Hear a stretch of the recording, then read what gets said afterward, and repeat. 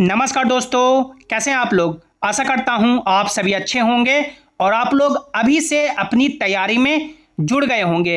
लगभग 5 सालों के बाद रेलवे में ग्रुप डी की वैकेंसी आ चुकी है। लगभग 32,000 से ज़्यादा पदों पे वैकेंसी जारी की गई है। ये सुनहरा मौका आपको लगभग 5 सालों के बाद मिला है। ऐसे भी लाखों कैंडिडेट हैं जो 2019 की वैकेंसी में कुछ नंबरों से या किसी कारणवश से चूक गए होंगे, तो उनको इस साल मौका मिला है। इस वीडियो में हम लोग बात करेंगे कि ग्रुप डी 2025 की जो वैकेंसी आई है, इसका एग्जाम का पैटर्न क्या रहने वाला है, कहां कहां से सवाल पूछे जाएंगे, क्या सिलेबस है और आपको कैसे तैयारी करनी है। पूरे वीडियो को आपको ध्यान से देखना है। और यदि आप लोग चैनल पर पहली बार आए हैं या अभी तक भी सब्सक्राइब नहीं किए हैं तो कर लें, ताकि जो भी रेलवे के आगे के एग्जाम्स की अपडेट हो उसकी सही और ऑफिशियल जानकारी आपको मिल सके। तो दोस्तों, आप लोग यहाँ पे देख सकते हैं जो आपका रिक्रूटमेंट प्रोसेस है, टोटल 4 भागों में बांटा गया है। सबसे पहले आपका कंप्यूटर बेस्ड टेस्ट एग्जाम होगा, उसके बाद फिजिकल एफिशिएंसी टेस्ट होगा, उसके बाद डॉक्यूमेंट वेरिफिकेशन और उसके बाद मेडिकल। लेकिन जो आपका नौकरी डिपेंड करेगा वो आपका कंप्यूटर बेस्ड टेस्ट एग्जाम पे ही डिपेंड करेगा कि आपको कौन सी पोस्ट मिलेगी।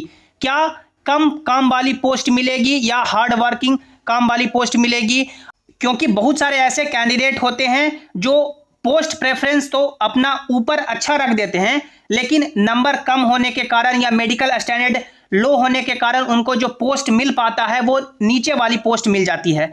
तो फिर वो समझते हैं कि हार्ड वर्किंग पोस्ट मिल गई है, जैसे ट्रैक मेंटेनर की पोस्ट मिल गई, तो फिर काफ़ी उसमें आपको हार्ड वर्किंग करना होगा। तो जो आपका मान सकते हैं एग्जाम का पूरा डिपेंड करेगा कि सिलेक्शन होगा या नहीं होगा, आपका एग्जाम पे ही डिपेंड करेगा। जिसमें आप लोग देख सकते हैं 1.5 घंटे का आपका एग्जाम होगा। साइंस से 25 सवाल, मैथ से 25 सवाल, रीजनिंग से 30 सवाल, जनरल अवेयरनेस और करंट अफेयर मिलाकर के 20 सवाल, टोटल 100 क्वेश्चन। 1.5 घंटे में आपको 100 क्वेश्चन सॉल्व करना होगा। 100 नंबर का एग्जाम होगा। निगेटिव मार्किंग आपका 1/3 रहेगा। अब कहां कहां से सवाल पूछे जाएंगे तो आप लोग यहां पे देख सकते हैं। मैथमेटिक्स का ये आपका टॉपिक है, जनरल इंटेलिजेंस एंड रीजनिंग का ये आपका टॉपिक है। उसके बाद साइंस में फिजिक्स, केमिस्ट्री और बायोलॉजी से 10th लेवल तक पूछा जाएगा सीबीएसई सिलेबस के अकॉर्डिंग। और जनरल अवेयरनेस, करंट अफेयर मिलाकर के देख सकते हैं, जैसे साइंस एंड टेक्नोलॉजी से, स्पोर्ट्स से, कल्चर से, पर्सनैलिटी से, economy, polity and other subject of importance, यानी हिस्ट्री, पॉलिटिक्स, इकोनॉमिक, ज्योग्राफी, उसके बाद करंट अफेयर के जो टॉपिक है वो रहेंगे। तो जो रेलवे का कॉमन सिलेबस है, जैसे मैथ्स रेलवे में पूछा जाता है, रीजनिंग, साइंस और जनरल अवेयरनेस, करंट अफेयर मिलाकर के। अब कौन से सब्जेक्ट को कहां से कवर करना है, सबसे पहले आप लोग ये ध्यान दें कि ये जो आपका सब्जेक्ट्स है मैथ्स, रीजनिंग, साइंस और जनरल अवेयरनेस, करंट अफेयर, इसमें यदि सबसे ज़्यादा आपको महत्व देना है तो आपको महत्व देना है साइंस के टॉपिक का। साइंस में जो लगभग आपको यहाँ से 25 सवाल पूछे जा रहे हैं, साइंस के 25 सवाल क्वेश्चन पूछे जा रहे हैं, यही डिसाइड करेगा कि आपका इस साल सिलेक्शन होगा या नहीं होगा। आप लोग जो 2019 की वैकेंसी से कुछ नंबरों से छंटे हैं या जो 2024 में एग्ज़ाम दिए हैं, एएलपी का, टेक्नीशियन का, आरपीएफ का, या जो भी एग्ज़ाम दिए हैं, उनसे पूछें कि सिलेक्शन यदि होगा या नहीं होगा वो किस पे डिपेंड करेगा, तो साइंस पे डिपेंड करेगा। क्योंकि आप लोग खुद सोचें, जो रेलवे का बच्चा है वो मैथ्स बना के आएगा ही। मैथ्स के यहाँ पे यदि 25 सवाल पूछे जा रहे हैं तो 20 सवाल तो यानी कि ऑन एंड अप्रोक्स हर कोई करके आएगा। रीजनिंग के जो 30 सवाल पूछे जा रहे हैं, इसमें यानी कि 25 सवाल है जो हर कोई करके आएगा। यहाँ पे टोटल आपका यानी कि 45 नंबर बन गया।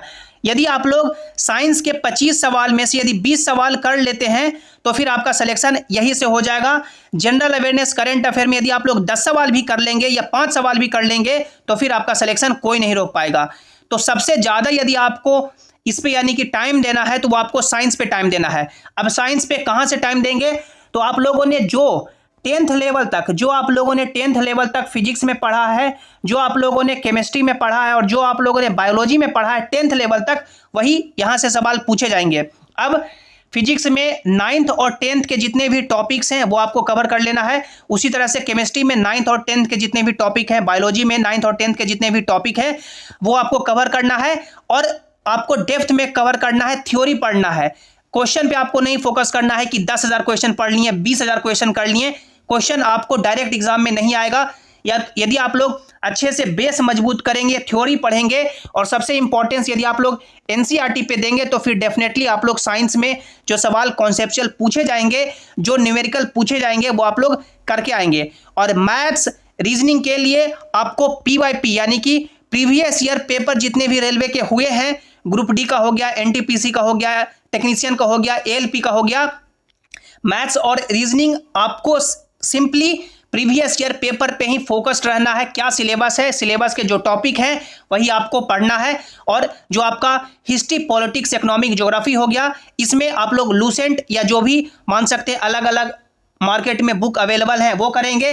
और करंट अफेयर के लिए जो भी यानी कि मंथली मैगजीन आता है या ईयरली मैगजीन आता है वो आप लोग जिस भी यानी कि मान लीजिए कि आपका एग्जाम यदि 2026 में कंडक्ट कराया जाता है तो 2025 का पूरा आपको जो ईयरली करंट अफेयर का मैगजीन है वो आपको कवर कर लेना है।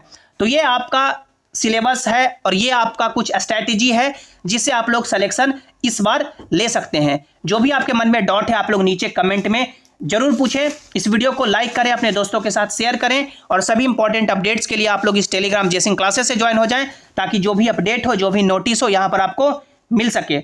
मिलते हैं अगली वीडियो में। Thanks for watching, have an awesome day.